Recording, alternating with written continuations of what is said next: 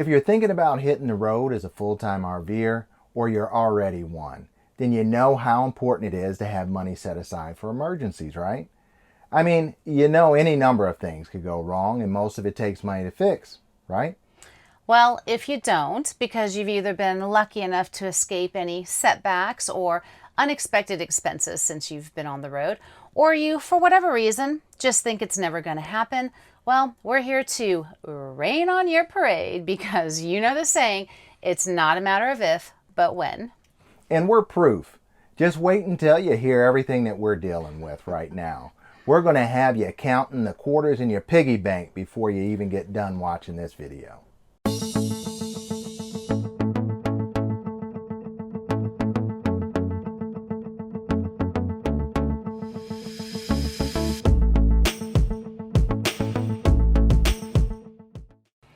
Okay, you know that saying we mentioned in the intro, it's not a matter of if, but when? Well, there's another saying out there that's also proving very true right now, and that is, when it rains, it pours. We've been hit left and right with one expense after another over the last month, and while we're tackling each of them and getting them knocked out, we thought we would share our struggles with all of you as a way of shining a light on the realities of full-time RVing and the importance of having emergency funds. And we've got a lot to share, unfortunately. So this video should be an eye-opener for anyone who doesn't have an emergency fund set aside, and even for those that do, but haven't had to deal with any excessive costs or inconveniences of having multiple things go wrong at the same time. And to just add to that real quick, I think we all, whether we're full-time RVers or not, know how important it is to have money set aside for emergencies and for those unexpected expenses that seem to always crop up at the worst times, right? I mean, we all know this, or at least we should. But this video is really meant to drive home just how important it is for full-time RVers to have emergency funds, and more than we think we need. Why? Because in the world of full-time RVing, most single problems are automatically multiplied.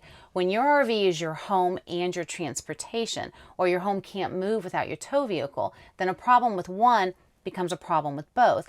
And that means you better have twice the money. And you'll see how all this unfolds as we lay out the series of things that we've had to be confronted with lately. But you'll also see how it's not just the expenses that are multiplied, it's also the inconveniences. So we'll start with what kicked it all off, and that is our truck. Our 2016, not very old and well taken care of truck, which is our only mode of transportation and how we move our RV, aka our home, from place to place, has just been diagnosed with transmission issues. So about a month ago, our check engine light came on, and we had a diagnostic run on it twice. Once at AutoZone and then again at a Ford service shop. And both tests showed that there were transmission issues, and that's probably one of the last things anybody wants to hear about. But luckily, we purchased an extended warranty on the truck when we bought it, which covers pretty much anything and everything up to 6 years or 100,000 miles. And we're sitting at right around 90,000 miles or so. And while we're not happy that we're having transmission problems, we're glad that the check engine light came on now instead of later, because just in another few months or so, it might not have been covered. To say we're happy that we purchased the extended warranty would be a complete understatement, because we all know how much transmission issues can cost to fix. And because we have it, we only have to pay a $100 deductible to get her back in shape.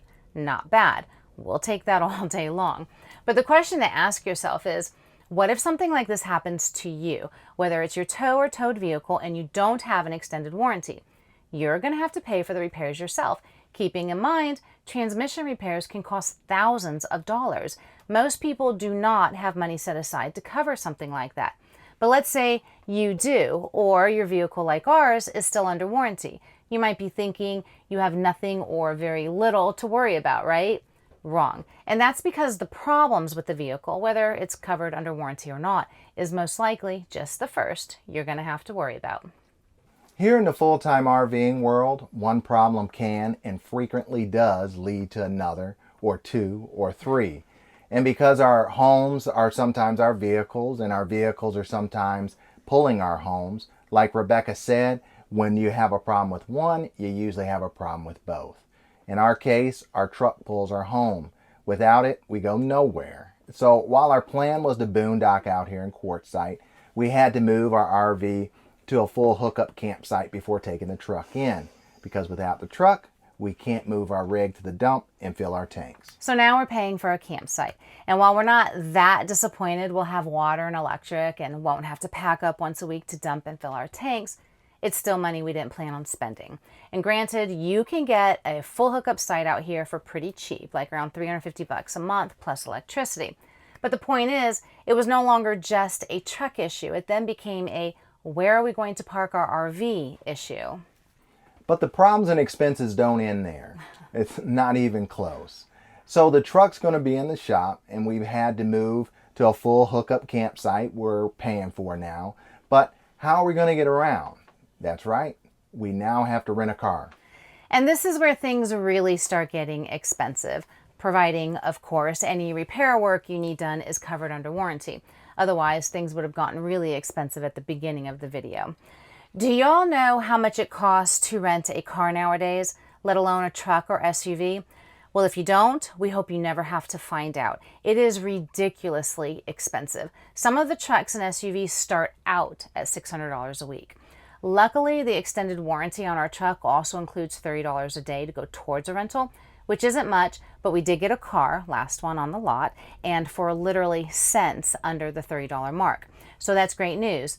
However, we still had to pay up front for the week, which was right around $208. We'll get reimbursed for that later through the warranty. But the question is, if either your vehicle or your RV, if it's your only mode of transportation, ended up in the shop with repairs and you had no allowances to help cover the cost of a rental, do you have between $200 and $600 a week to pay for one? And if you do, for how long? And why are we asking how long you could afford to pay for a rental car? Well, because the longer the shop has your vehicle, the longer you're going to have to pay for your campsite and your rental car. And that means you're going to spend more money. And because our country is having major supply chain issues right now, everything takes longer, especially our vehicles in repair shops, because the majority of them need parts to fix. But there's also a labor shortage. We can't tell you how many shops we called and were told it would be 2 weeks before they would even diagnose the problem. And then it could be up to 2 months before they start working on it. We got lucky with the place we took our vehicle to, as far as them jumping right on it and determining exactly what parts, if any, are needed. But none of that guarantees they're going to have that part in stock. So it's bad enough to have your tow vehicle in the shop and have no idea when you're getting it back, but it's even worse to have no idea how much money you're going to have to shell out until you do. And that's probably the most unsettling part, because we've done everything that we can do to fix the things within our control, but when it comes to parts and labor, we have no idea how long we're going to be waiting. And that's why it's not enough to just have money to address problems that are before you. You also have to have enough money to sustain you until everything's resolved, until you get that truck or your RV back. And finally, at least we hope it's the last issue we have to deal with this go around, unexpected vet bills. And yes, this ties into everything else we've been talking about, because lots of full-time RVers travel with pets, including us, and we got hit with these expenses, well, more like punched, at the same time as everything else, staying true to the theme of this video: when it rains, it pours. Our dog, Richie, just had shoulder and elbow arthroscopic surgery. And if you know Richie's history, then you know that it's not a big surprise. This little guy was just dealt a bad hand at birth. But the point is, vet care in general is expensive. But diagnostics and surgeries are outrageously expensive. And you'll see what we're talking about when we give you the numbers in just a couple of minutes. But thankfully, we have pet insurance, which covers 90% of all that stuff. It's a great deal, super cheap, and it saved us almost $20,000 over the course of Richie's life. And he's had a lot of surgeries.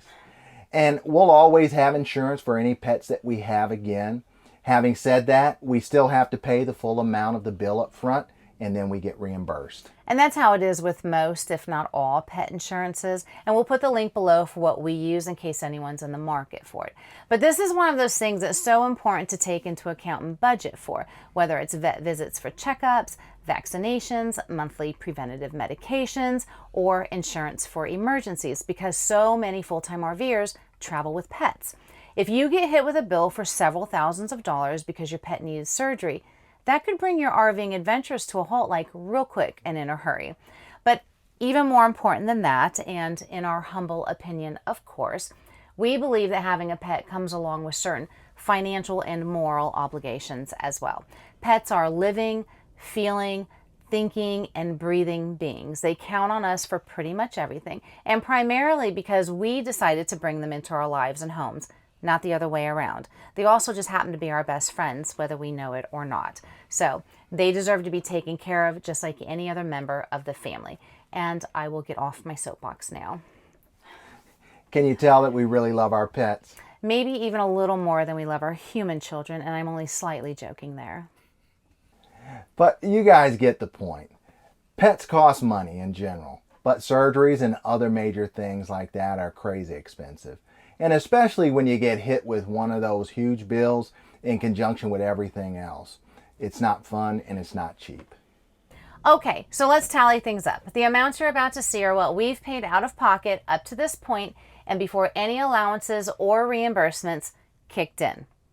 We paid $350 for a full hookup campsite, which was necessary because without our truck, we can't move our RV. $208 for a rental car for 1 week because without our truck, we have no transportation. $150 is our total loss on the LTVA pass we purchased but are no longer using because we're now in an RV park. $178.20 for Richie's vet consultation to discuss the lameness in his front left limb. $1,622.64 for Richie's diagnostic tests to include CT scans and ultrasounds, sedation, and a second consultation to discuss the findings. $175 for a second opinion with a different veterinarian.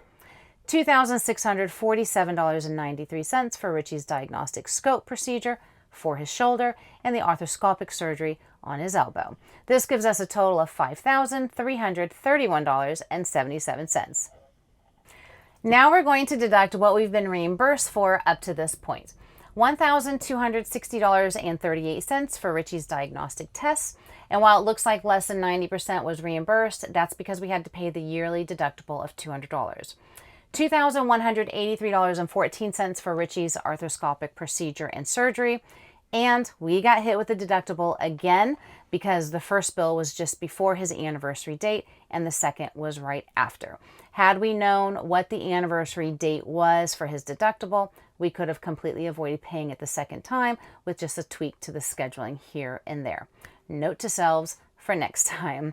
This brings us to a total of $3,443.52 in total reimbursements, which makes our current out-of-pocket expenses $1,888.25. But we still have a couple bills to account for that haven't been paid yet. $100 for the extended warranty deductible on our truck, which we'll pay for when the repairs are complete, and an electric bill at the RV park, which we're estimating to be no more than $100. So this will bring our total out-of-pocket expenses to $2,088.25. And if you think we forgot about the rental car reimbursement, we did not. The thing is, we haven't been reimbursed yet. So until that money is in our hands, as far as we're concerned, it's money we've spent and won't see again. If and when we are reimbursed, however, it should be for the entire $208, which will then bring our total out-of-pocket expenses to $1,880.25. Okay, so what's the takeaway here? Well, while we're glad that we have the extended warranty and the pet insurance, because they both saved us a ton of money, you can see that even with those safety nets, we still paid out around about $2,000. And we're not in the clear yet. This won't be over until we have our truck back. And remember, like we stated before, one problem in the full-time RVing world is usually multiplied. So make sure your emergency funds are too. Or the takeaway could simply be, costs money, so make sure you have some. And on that note, thanks for watching. Don't forget to give this video a like, hit that notification button so you don't miss our next video, and don't forget to subscribe to our channel. It all supports what we're doing here and the time that we put into it. And until next time, we'll catch you down the road. Bye. Thanks for watching. Take care now.